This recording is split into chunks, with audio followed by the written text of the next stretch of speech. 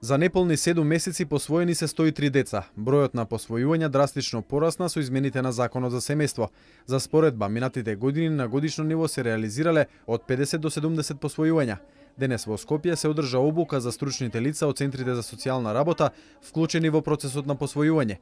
Со нив за покус период се обезбедува семејна средина и подобар живот за децата без родители и родителска грижа. По измените пропусти нема, а контролите се засилени, министерот е дециден.